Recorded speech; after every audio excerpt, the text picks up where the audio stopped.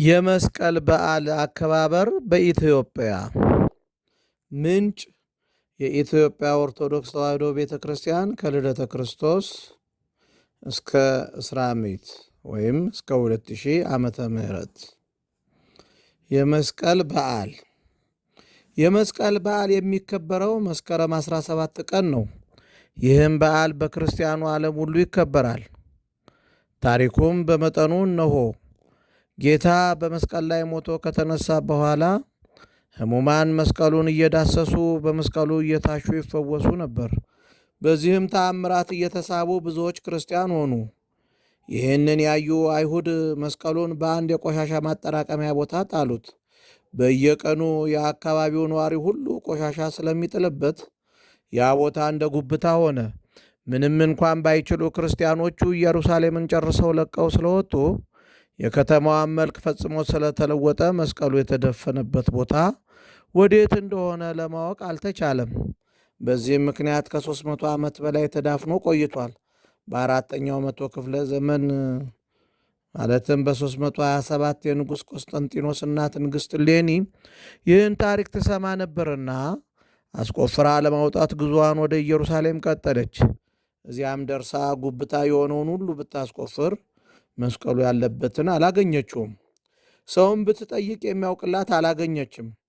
በመጨረሻ ግን የመስቀሉ መውጣት የእግዚአብሔር ፈቃዱ ነበርና አንድ አረጋዊ ስሙ ኪራኮስ የሚባል የእሌኒን መቸገር አይቶ እንደሚከተለው ይመክራታል። አንቺም በከንቱ አትድከሚ፣ ሰውም አታድክሚ።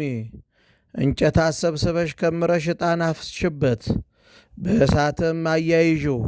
የዕጣኑ ጢስ ወደ ላይ ወጥቶ ወደ ታች ሲመለስ አቅጣጫውን አይተሽ አስቆፍሪው፣ በዚህ ምልክት ታገኘዋለሽ አላት። እሷም ያላትን ሁሉ አደረገች። ዘዕጣን አንጸረ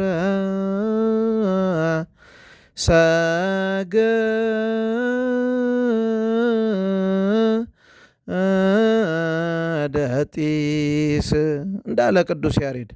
የዕጣኑ ጢስ ወደ ላይ ወጥቶ ወደ ታች ሲመለስ መስቀሉ ያለበትን ቦታ በጣት ጠቅሶ እንደማሳየት ያህል አሳየ። ያን ምልክት ይዛ አውጥተዋለች።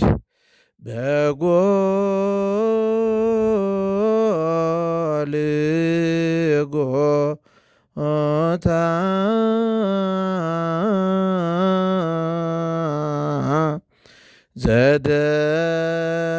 ዘደፈኑ አይሁድ ዮም ተረክበ ዕፀ መስቀል እንዳለ ቅዱስ ያሬድ።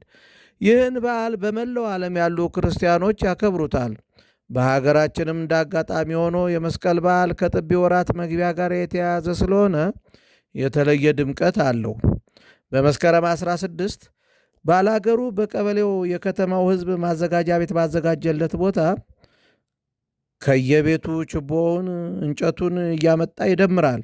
ካህናቱም በደመራው ፊት ለፊት ጸሎት አድርሰው መስቀል አብርሃ በከዋክብት ሰርገ ወሰማየ እምኩሉ ፀሐየ አርአየ መስቀል አብርሃም በከዋክብት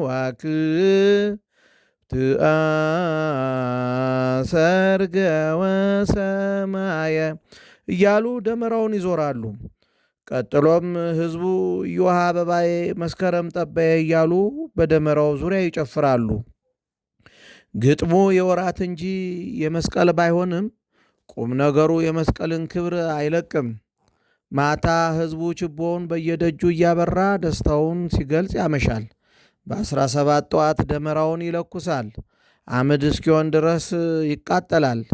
ደመራው የተጸለየበትና የተባረከ ስለሆነ ሕዝቡ አመዱንና ትርኳሹን እየተሻማ ወደ የቤቱ ይዞ ይሄዳል።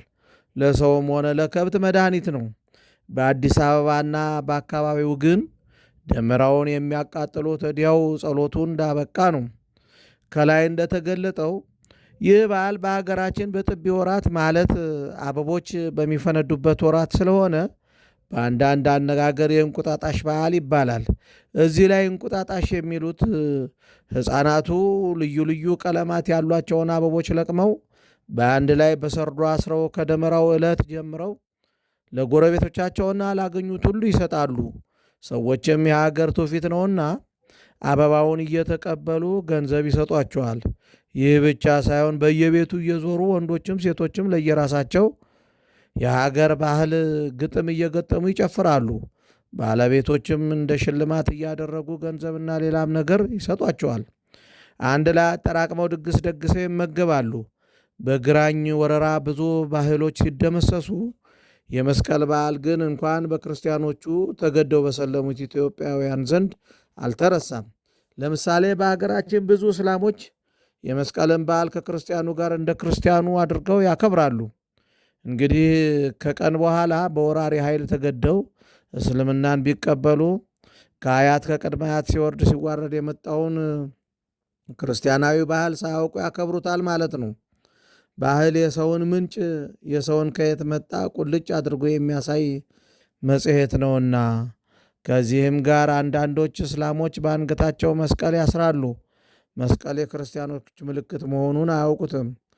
ይህም መሠረታቸው ክርስቲያን መሆኑን ያሳያል ይለናል የኢትዮጵያ ኦርቶዶክስ ተዋሕዶ ቤተ ክርስቲያን ታሪክ ከልደተ ክርስቶስ እስከ እስራ ምዕት ወይም 2000 ዓመተ ምህረት የሚለው መጽሐፍ ላይ ታሪኩ ይገኛል። አስጀምረው ላስፈጸመን ለልዑል እግዚአብሔር ክብር ምስጋና ይሁን፣ አሜን።